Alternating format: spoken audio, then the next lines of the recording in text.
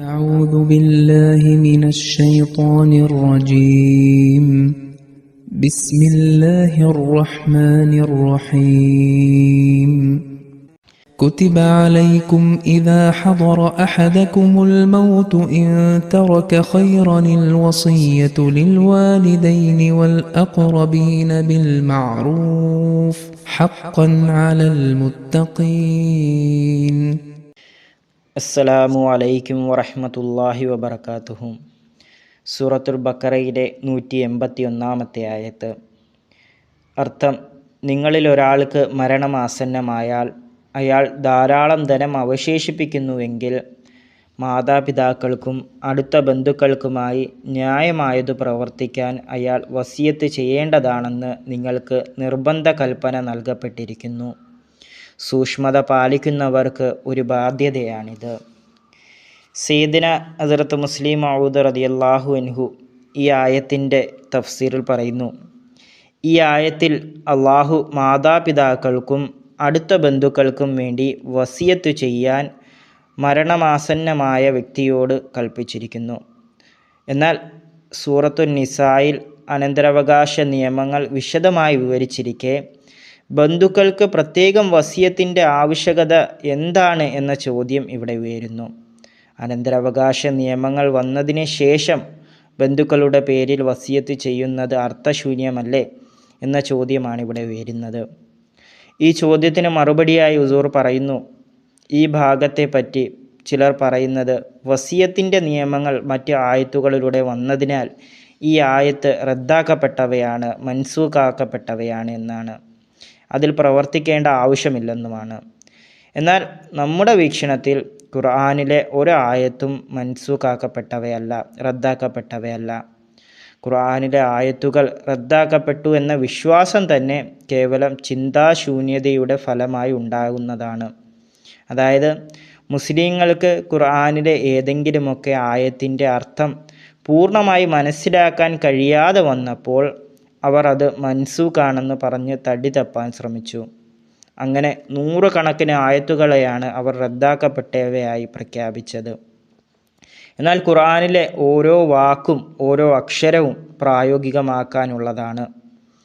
അതവർ മനസ്സിലാക്കിയിരുന്നുവെങ്കിൽ ഓരോ ആയത്തിലും അവർ ആഴത്തിൽ ചിന്തിക്കുകയും ഇനി അത് അവർക്ക് പരിഹരിക്കാൻ സാധിച്ചില്ലെങ്കിൽ അള്ളാഹുവിൻ്റെ മുമ്പിൽ പ്രാർത്ഥിക്കുകയും ഈ വചനത്തിൻ്റെ യാഥാർത്ഥ്യം മനസ്സിലാക്കി തരാൻ തൗഫീഖ് നൽകണമേ എന്ന് അപേക്ഷിക്കുകയും ചെയ്യുമായിരുന്നു.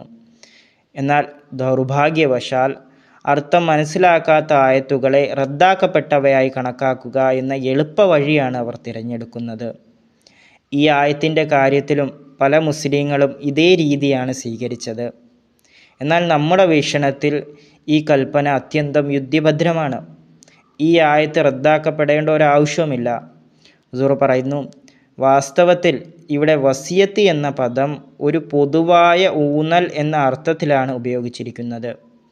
ഇതിനുള്ള വലിയൊരു തെളിവ് അള്ളാഹു മാതാപിതാക്കളെയും ബന്ധുക്കളെയും കുറിച്ച് വസിയത്ത് ചെയ്യാൻ കൽപ്പിച്ചു, എന്നാൽ മക്കളെ ഒഴിവാക്കി എന്നതാണ്. എന്നാൽ ഹൃദയബന്ധത്തിൻ്റെ അടിസ്ഥാനത്തിൽ നോക്കുകയാണെങ്കിൽ മക്കളുടെ പരാമർശം വരേണ്ടത് വളരെയധികം അത്യാവശ്യമായിരുന്നു. അതായത് ഇവിടെ സ്വത്ത് വിഭജനത്തിൻ്റെ പ്രശ്നമല്ല പറയുന്നതെന്നും മറിച്ചൊരു പൊതുവായ ഉത്ബോധനമാണ് നൽകുന്നതെന്നും ഇത് വ്യക്തമാക്കുന്നു. ഇനി മക്കൾക്ക് പകരം മാതാപിതാക്കളെയും അടുത്ത ബന്ധുക്കളെയും പരാമർശിക്കാൻ കാരണം ഈ ആയത്തിൻ്റെ പശ്ചാത്തലമാണ്. യുദ്ധത്തിന് സമാനമായ സാഹചര്യങ്ങളുമായി ബന്ധപ്പെട്ടതാണത്. ഈ ആയത്തിന് ഏതാനും ആയത്തുകൾക്ക് മുമ്പ് വരുന്നു, വസ്സാബിരീന ഫിൽ ബഅസാഇ വദ്ദറാഇ വഹീനൽ ബഅസ്. ഇതിൽ യുദ്ധത്തെക്കുറിച്ചുള്ള പരാമർശമാണ് വന്നിരിക്കുന്നത്. അതുപോലെ മറ്റൊരിടത്ത് വന്നിരിക്കുന്നു, വഖാതിലൂ ഫി സബീലില്ലാഹി ലദീന യുഖാതിലൂനക്കും. ഇതിലും യുദ്ധത്തെക്കുറിച്ചുള്ള കൽപ്പനയാണുള്ളത്. അതായത് യുദ്ധത്തിൽ സാധാരണയായി യുവാക്കളാണ് പങ്കെടുക്കാറുള്ളത്. അവർക്കൊന്നെങ്കിൽ മക്കളുണ്ടാവില്ല, അല്ലെങ്കിൽ ചെറിയ പ്രായത്തിലുള്ളവരായിരിക്കും.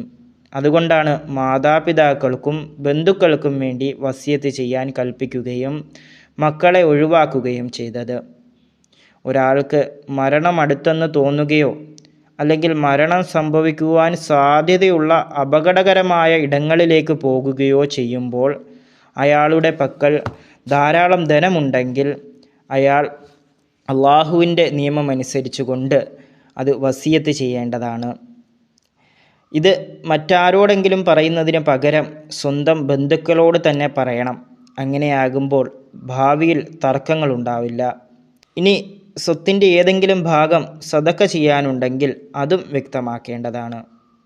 ഹുസൂർ പറയുന്നു, ഞാൻ മനസ്സിലാക്കുന്നത് മുസ്ലിങ്ങൾ ഈ അധ്യാപനം അനുസരിച്ചിരുന്നുവെങ്കിൽ അവർക്കിടയിൽ ശരീഅത്തിന് വിരുദ്ധമായ നിലവിലുള്ള പരമ്പരാഗത വിഭജന രീതികൾ ഒരിക്കലും ഉണ്ടാവില്ലായിരുന്നു. ഇസ്ലാമിക ശരീഅത്ത് നിലവിലുള്ള രാജ്യങ്ങളിൽ ഇതൊരു പ്രശ്നമല്ല. എന്നാൽ പരമ്പരാഗത നിലയിലുള്ള വിഭജനം നിലനിൽക്കുന്ന രാജ്യങ്ങളിൽ മരണപ്പെടുന്ന വ്യക്തികൾ തൻ്റെ മാതാപിതാക്കൾക്കും ബന്ധുക്കൾക്കും വേണ്ടി മഅറൂഫ് അനുസരിച്ച് സ്വത്ത് വിഭജിക്കണമെന്ന് വസിയത്ത് ചെയ്യേണ്ടത് അത്യാവശ്യമാണ്. അല്ലാത്ത പക്ഷം അയാളുടെ സ്വത്ത് അർഹതയില്ലാത്തവർക്ക് ലഭിക്കുകയും അവകാശികൾ അതിലൂടെ വഞ്ചിക്കപ്പെടുകയും ചെയ്യും. ഇനിയുള്ള ഒരു ചോദ്യം എന്തെന്നാൽ മഅറൂഫ് എന്തെന്നതാണ്. ഹുസൂർ പറയുന്നു, ഒന്നാമതായി അനന്തരാവകാശ നിയമങ്ങൾ തന്നെയാണ് മഅറൂഫ്. അത് പാലിക്കാൻ കർശനമായും നിർദ്ദേശിക്കണം. രണ്ടാമതായി അനന്തരാവകാശ നിയമങ്ങൾക്ക് പുറത്തുള്ള കാര്യങ്ങളുണ്ട്. അത് നിയമപരമായി നിർബന്ധമല്ലെങ്കിലും മതപരമായും ധാർമ്മികമായും വളരെയധികം പ്രോത്സാഹിപ്പിക്കപ്പെട്ടവയാണ്. ഉദാഹരണത്തിന്, ദരിദ്രരുടെ ക്ഷേമത്തിനായി കുറച്ച് തുക നീക്കിവെക്കാൻ ആഗ്രഹിക്കുന്നുവെങ്കിൽ അത് വസിയത്ത് ചെയ്യുകയും ബന്ധുക്കളോട് അത് പാലിക്കാൻ നിർദ്ദേശിക്കുകയും ചെയ്യണം.